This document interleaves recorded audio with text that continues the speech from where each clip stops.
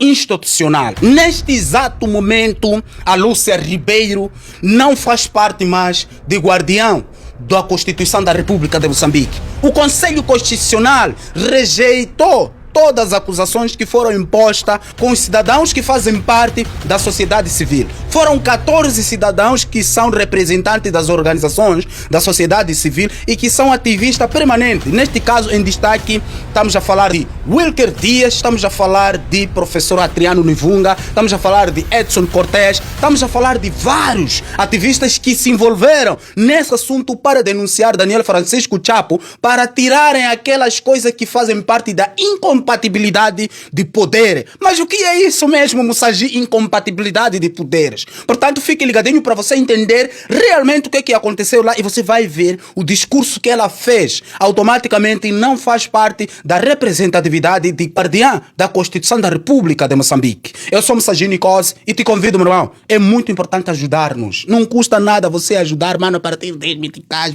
1000 meticais, 5000 meticais, aquilo que você puder, porque essa cena aqui, mano, precisa ser mantida sempre com atualização e nós precisamos pagar alguns serviços digitais que nos ajudam para podermos trazer informações fidedignas. Neste exato momento, o meu M-Pesa é o seguinte: 85 68 26 93 8. Isso vai ajudar bastante o Mano Mussagi. Agora vamos ao que interessa.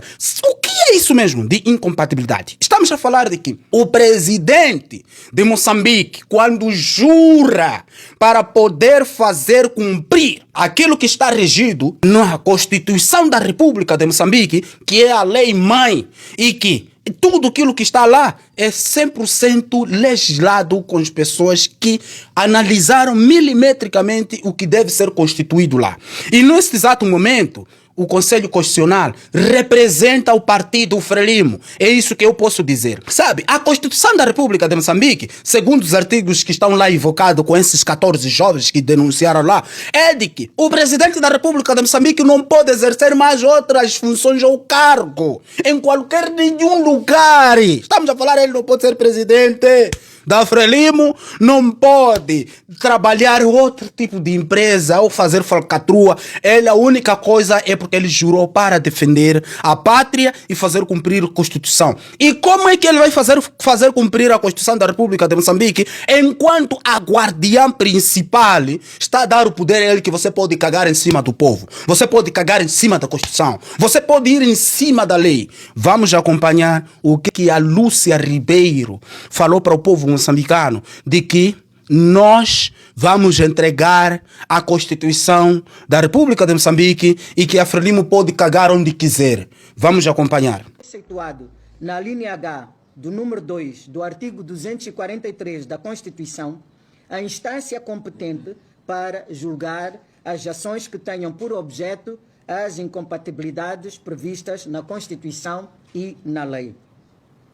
As ações relativas às incompatibilidades devem ser propostas por uma das entidades previstas no artigo 110 da LOC. Para o caso, 14 cidadãos devidamente identificados nos autos deste processo interpuseram a ação a coberto da linha E do artigo atrás referido, o que basta para a legitimidade ativa, visto que a lei impõe grupo de cidadãos em número não inferior a 10. Questões prévias. De acordo com o relato, levantam-se algumas questões preliminares que carecem de resolução antes que se adentre na apreciação e decisão da causa, visto que condicionam o prosseguimento da instância. São 3. Primeiro, ação anterior pendente com os mesmos fatos e fundamentos, mas com alteração do sujeito processado. Segundo, a exceção de litisconsórcio necessário.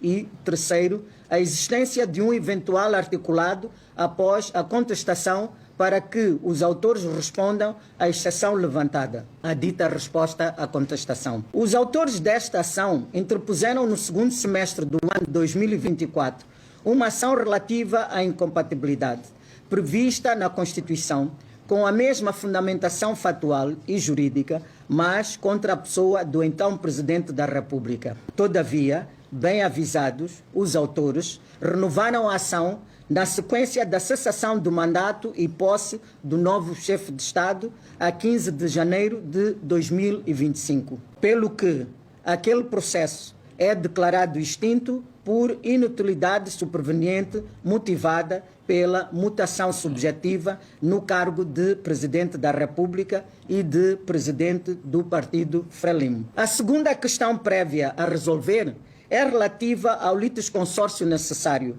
levantado. Diz-se na contestação que, tendo o Partido Frelimo interesse natural na presente demanda, devia ter sido também demandado no presente processo.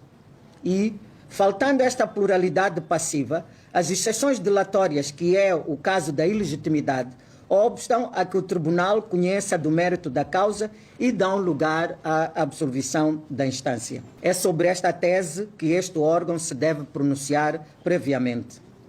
O litisconsórcio necessário que existe quando a lei ou o contrato impuser ou quando resultar da própria natureza da relação jurídica. As primeiras duas situações, imposição legal ou contratual, estão desde logo excluídas da presente lide por falta de base legal que as imponham e por não se tratar de uma relação jurídico-contratual. Fixemos então a atenção ao litisconsórcio decorrente da própria natureza da relação jurídica. A situação jurídica em causa resulta de uma norma de cariz constitucional incrustada no artigo 148 da Constituição, segundo a qual o Presidente da República não pode, salvo nos casos expressamente previstos na Constituição, exercer qualquer outra função pública e, em caso algum, desempenhar quaisquer funções privadas. Segundo a ciência dos autores da ação, esta norma impede o Presidente da República de exercer simultaneamente o cargo de Presidente de um partido político. Precedendo a definição da natureza do objeto da ação, é necessário clarificar que o litisconsórcio será relevante para o prosseguimento da instância quando ele seja necessário para que a decisão a obter produza o seu efeito útil normal. O efeito útil normal afere-se pela insuscetibilidade de contradição lógica, teórica ou prática e técnica de julgados, em termos de obstar a decisões que não possam definir estavelmente a situação jurídica sem atingir os diversos interessados na decisão. Ou seja, nos termos do número 2 do artigo 28 do Código do Processo Civil, visa-se evitar decisões inconciliáveis sob o ponto de vista prático e, por conseguinte, garantir a segurança, a certeza jurídica na definição das situações jurídicas inerentes. O objeto da ação é a declaração ou não de incompatibilidade de exercício simultâneo de duas funções a partir da interpretação do artigo 148 da Constituição da República, que tem como objetivo garantir a transparência, independência e separação de funções entre os órgãos do Estado, bem como assegurar a isenção e a imparcialidade no exercício do cargo de Presidente da República. Como se nota, está em causa um interesse público indisponível e inconciliável com os fins prosseguidos pelas partes no direito privado e, desde logo, pelo processo civil, pois concebido precepuamente para a justa composição de litígios decorrentes da aplicação daquele direito. Pelo que o interesse salvaguardado nesta lide é público, independentemente da vontade manifestada na contestação, a partir da interpretação das normas relativas ao litisconsórcio necessário. Por isso, nos termos do número 2 do artigo 494 do Código do Processo Civil, o Conselho Constitucional não notificou o Partido Frelimo para constituir a pluralidade passiva requerida e, portanto, não se verifica a alegada exceção delatória que teria efeito de exceção se não fosse sanada no prazo determinado pelo juiz. Aliás, tal expediente de chamar à lide o Partido Frelimo seria delatório, à luz dos interesses públicos salvaguardados no processo de declaração de incompatibilidades previstas na Constituição e pelo fato de que o presidente do Partido Frelimo é um dos órgãos que manifesta a vontade do partido, representando-o no plano interno e externo e dirigindo todos os restantes órgãos colegiais partidários. A terceira e última questão prévia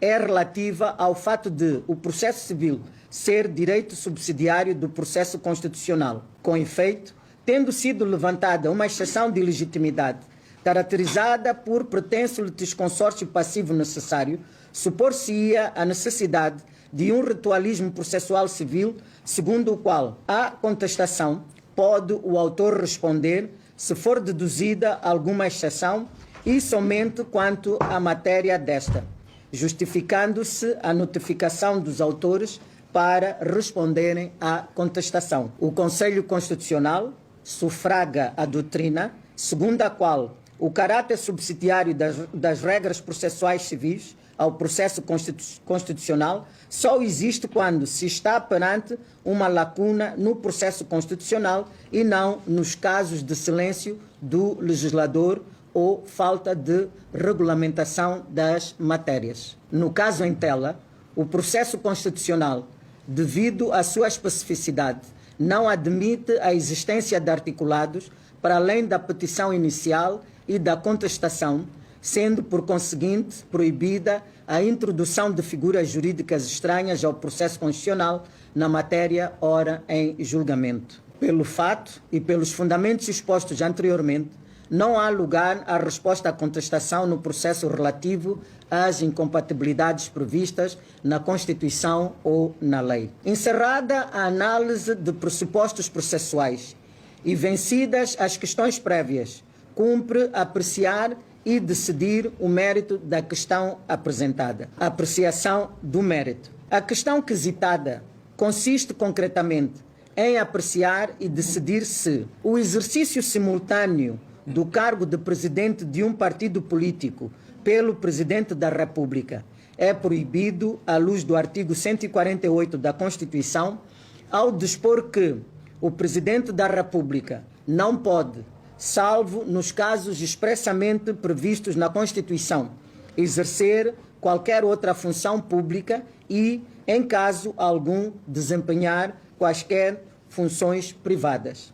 Esta questão, apesar da sua singela colocação, não pode enganar, não é despecienda. De relance, pode imediatamente induzir, no sentido de que a sua resposta ancoraria na aquilitação da natureza jurídica dos partidos políticos, o que poderia solucionar o nó górdio. Longe disso, trata-se apenas de um aspecto com profundo enraizamento na sociedade, pois convive com o Estado desde a sua fundação. Por isso, este fato impõe-se desde logo como antecedente de qualquer apreciação. Os dois aspectos atrás colocados não são por si só suficientes para deslindar o nó górdio, sendo preciso discorrer sobre ele o complexo leque de funções acometidas ao Presidente da República, em particular, derivações e consequências daquelas funções no sistema político estabelecido pela Constituição da República. Só deste modo será atinado o problema colocado.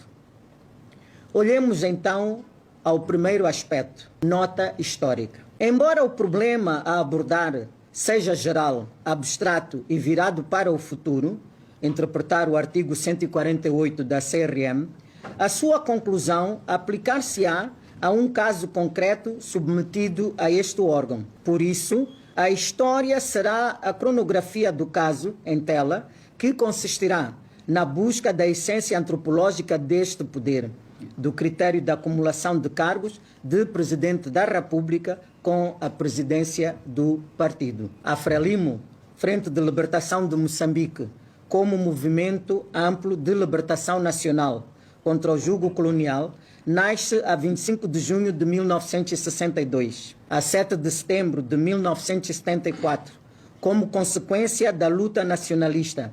Este movimento assina o Acordo de Lusaka com o Estado português, do qual resulta, na cláusula 1, o reconhecimento do direito do povo moçambicano à independência e a aceitação, por acordo com a Frelimo, da transferência progressiva dos poderes então detidos pelo Estado português. No mesmo acordo, ficou determinado que o Estado moçambicano independente exerceria integralmente a soberania plena e completa no plano interior e exterior, estabelecendo as instituições políticas e escolhendo livremente o regime político e social que considerar mais adequado aos interesses do seu povo. Tratou-se, pois, do reconhecimento pelo Estado português da faculdade do livre exercício do poder constituinte, fundador do Estado. Sobre a escolha do sistema político, vaticinara o Dr. Eduardo Mondlane que a nossa política sobre questões atuais poderia dar algumas indicações sobre o futuro. A estrutura da Frelimo poderia também ser considerada como precursora do futuro órgão político nacional. Com efeito, a Constituição da República, que entrou em vigor a 25 de junho de 1975, confirmou aquela tese, dispondo que a República Popular de Moçambique é orientada pela linha definida pela Frelimo, que é a força dirigente do Estado e da sociedade. A Frelimo traça a orientação política básica do Estado. O presidente da República Popular de Moçambique é o presidente da Frelimo. E até a criação da Assembleia Popular, com poderes constituintes, a modificação da Constituição compete ao Comitê Central da Frelimo. Portanto, em 1975, apesar de a Constituição não proclamar em parte alguma do seu texto que o Estado moçambicano era um Estado socialista, tratava-se de uma espécie de gato escondido com a cauda de fora, porquanto muitos dos ingredientes de uma certa concepção de socialismo estavam lá inscritos. No ano de 1977, a Frelimo, Movimento Libertador, é transformado em partido político. Em 1990, através do decreto número 18/90, de 28 de agosto, foi aprovado o Estatuto Jurídico do Partido Frelimo com o objetivo de reunir num único diploma o conjunto de disposições regulamentares da atividade do Partido Frelimo, como a organização de caráter político dotada de personalidade e autonomia. Todavia, não houve corte umbilical entre o Partido Frelimo e o Estado, no sentido de que este partido dirigiria o Estado através dos seus programas de governação a implementar pelo governo, continuando o partido a orientar e dirigir o Estado e a sociedade, sendo ainda o respectivo presidente o presidente da República. O ponto de ruptura formal entre o Estado e o partido dá-se com a Constituição de 1990, momento em que o Partido Frelimo é desligado constitucionalmente do Estado e, por conseguinte, nos termos do número 1 do artigo 118, o Presidente da República é eleito por sufrágio universal,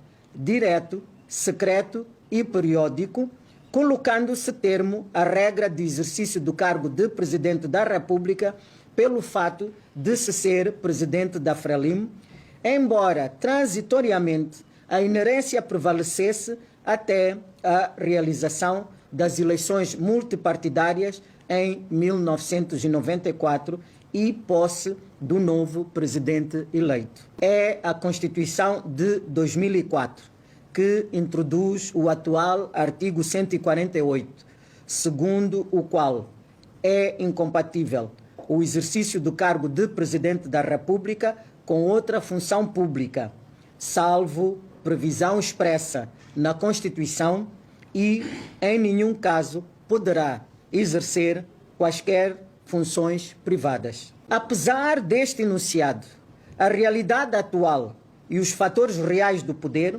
apontam para a reminiscência histórica do modelo de acumulação de funções presidenciais, estadual e partidária, que, segundo os autores da ação, é expressamente proibida pela Constituição, à luz do artigo 148, pois não distingue entre as diversas funções privadas, social e juridicamente possíveis e não cabe ao intérprete distinguir a consabida pública e amplamente publicitada incompatibilidade de exercício de funções por parte do cidadão Daniel Francisco Chapo enquanto Presidente da República e, simultaneamente, por ser Presidente do Partido Frelimo, que tem a natureza jurídica de pessoa coletiva de direito privado. Natureza jurídica dos partidos políticos.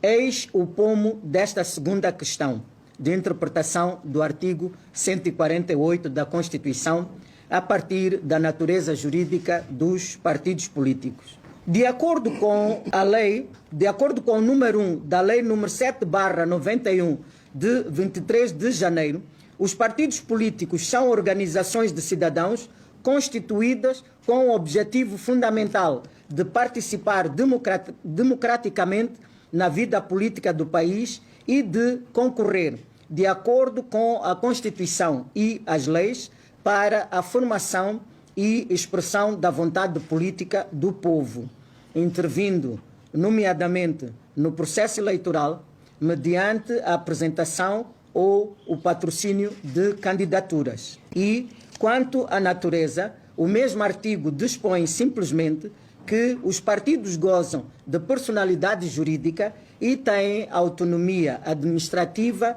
financeira e patrimonial. Ora, qual é a natureza jurídica de entidades com dimensão constitucional, legal e política desta envergadura? A Constituição da República, confirmando a envergadura paraestatal e fenomenologia constitucional dos partidos políticos, dispensa-lhes tratamento nos seus articulados e funções estruturantes para a concretização do Estado de Direito democrático, nomeadamente. São esteios da democracia, concorrendo para a livre formação e pluralismo de expressão da vontade política.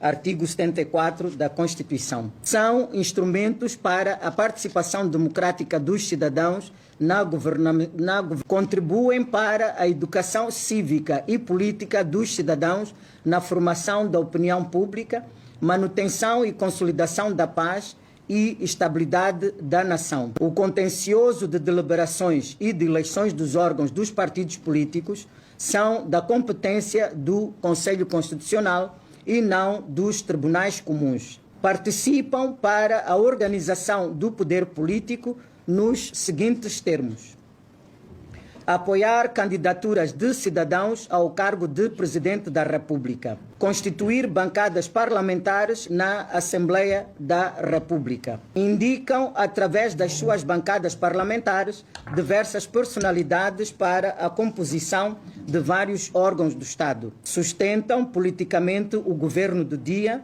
de entre outras, na definição das políticas públicas. São as únicas entidades que concorrem através de listas às eleições dos deputados da Assembleia da República. Apresentam candidaturas para diversos órgãos eletivos das entidades descentralizadas. Terão estas entidades simplesmente natureza jurídica privada, como pretendem os autores da ação na interpretação do artigo 148 da Constituição? Alguns aspectos privatísticos da natureza dos partidos políticos não podem conduzir a uma conclusão interpretativa do artigo 148 da Constituição da República. Tais aspectos de direito privado que afetam os partidos políticos são o pacto associativo, isto é, a liberdade individual de associação ou de filiação ao partido, a liberdade de constituição e atuação do partido político nos termos da Constituição, das leis e liberdade de dissolução e, finalmente, em seu aspecto privado, amplamente dominante no funcionamento dos partidos,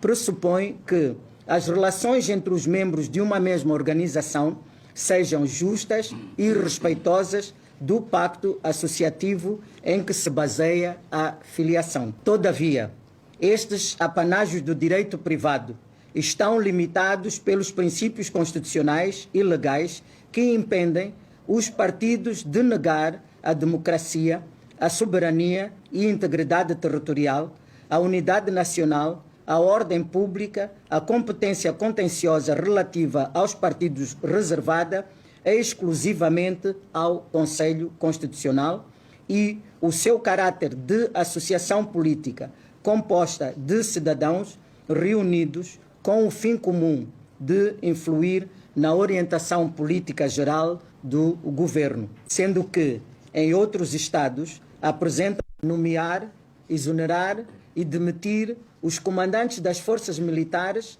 destinadas ao cumprimento de missões no âmbito da segurança, tomar a direção superior da guerra, bem como decidir sobre a definição dos teatros de operações e nomear os respectivos comandantes, emitir diretivas de emprego das Forças Armadas em teatros de operações, atribuir patentes, promover e despromover, demitir, expulsar e passar à reserva oficiais e comissários da Polícia da República de Moçambique. Colocar a Polícia da República de Moçambique na dependência das Forças Armadas em casos de guerra, do estado de sítio ou de emergência. Nomear, demitir e exonerar o Diretor-Geral e o Diretor-Geral Adjunto do Serviço de Informação e Segurança de Estado. Do atrás narrado, resulta que os poderes atribuídos ao Presidente da República sobre as Forças de Defesa e Segurança caracterizam o seu comando político de modo diverso das realidades em que o poder do Comando Supremo assenta na ideia de colaboração com outros órgãos do Estado, nomeadamente o Parlamento e o Governo. Nelas, a subordinação das Forças Armadas ao poder político civil se faz através da corresponsabilização dos três órgãos de soberania: Presidente da República, Assembleia da República e Governo, sem exclusivismo de qualquer um deles. De todo modo, as Forças de Defesa e Segurança são necessárias e rigorosamente apartidárias na sua organização, funcionamento e atuação e devem fidelidade à Constituição e à nação. O apartidarismo das Forças Armadas resulta do princípio da unidade nacional e do fato de estas se encontrarem ao serviço do Estado e do povo moçambicano, sendo por isso o seu regime incompatível com a sua partidarização. Portanto, o pessoal das Forças de Defesa e Segurança não pertence e nem se subordina a qualquer partido político, força ou movimento de cariz político partidário e, portanto, o Presidente da República, enquanto comandante-chefe das Forças de Defesa e Segurança, é o garante da fidelidade das Forças Armadas à Constituição e às instituições democráticas. Do discurso feito, resulta inequivocamente que o Presidente da República, enquanto comandante-chefe das Forças de Defesa e Segurança, deve garantir os principais vetores de organização, funcionamento e atuação das Forças de Defesa e Segurança, concretamente o apartidarismo, a isenção política e a imparcialidade. Presidente da República como chefe do governo. No sistema de governo moçambicano,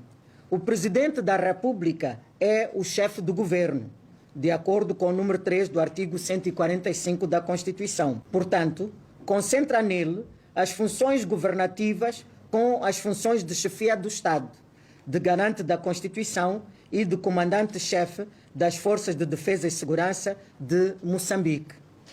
Nos sistemas parlamentares e semipresidencial ou semiparlamentar, as funções de chefia do Estado e de chefia do governo estão separadas. A separação de funções nestes sistemas tem origem e implicações práticas.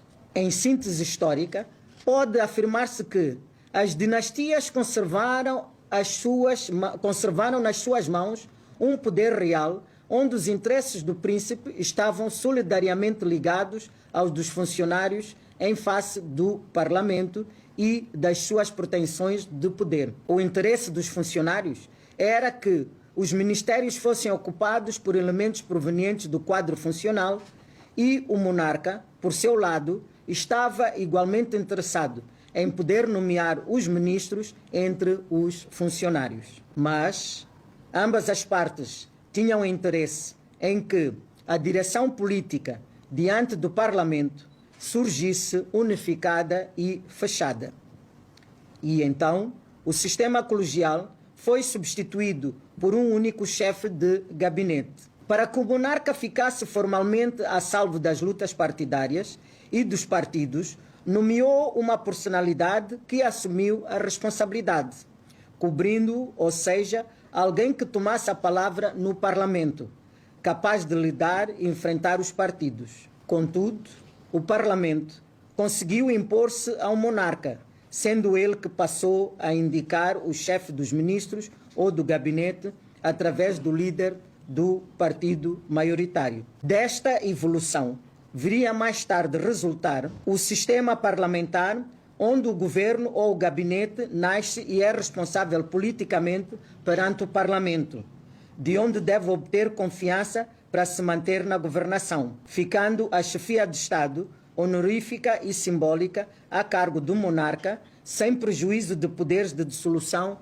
do Parlamento. E sistemas híbridos, semipresidencialismo ou semiparlamentarismo, que procuram combinar institutos próprios do presidencialismo e do parlamentarismo, cuja característica principal é a eleição direta do Presidente da República, o qual exerce funções de chefia de Estado e de comando supremo das Forças Armadas, separando do governo. Nestes sistemas, o governo é separado do presidente, sendo que, num caso, pode ser nomeado um primeiro-ministro, o qual propõe o seu gabinete ao presidente da República. Noutro, o primeiro-ministro é o chefe do governo, proveniente do partido maioritário no Parlamento, sobrevivendo à custa da confiança parlamentar. As opções atrás citadas não foram associadas à Constituição moçambicana. A Constituição moçambicana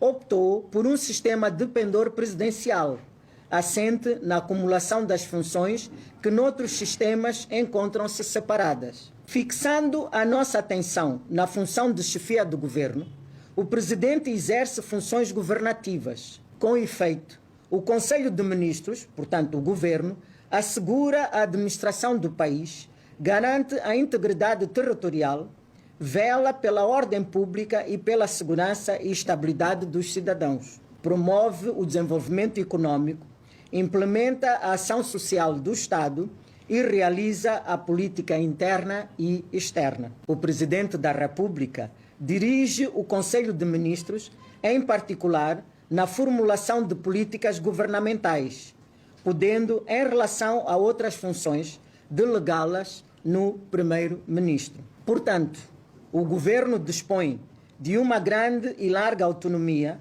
na formulação de políticas públicas, as quais deverão ser aprovadas pelo Parlamento com o apoio necessário da maioria parlamentar assente em partidos políticos. Para a viabilização das políticas públicas governamentais, é importante que o governo conte com influência parlamentar através da interação partidária. Pois é, meus amigos, o que é que vocês acham? Partilhem neste exato momento este vídeo ao máximo que puderem para chegar até aquelas pessoas que estão lá a velar os direitos humanos. Precisamos denunciar abuso de poder que está a acontecer na cidade de Maputo com a senhora Lúcia Ribeiro, que está a dirigir uma instituição chave do nosso país. Ela diz que é guardiã. Como é que ela deixa o Daniel Chapo cagar em cima da Constituição de Moçambique? Como é que se explica? E depois fazer um acordo, um flacatruado, montar uma informação muito suja. Irmão, vamos ficar de olho. Portanto, se você gostou deste vídeo, eu sou o Msagini Kosi e nos vemos nos próximos vídeos na companhia de algumas informações que nós vamos trazer aqui à tona.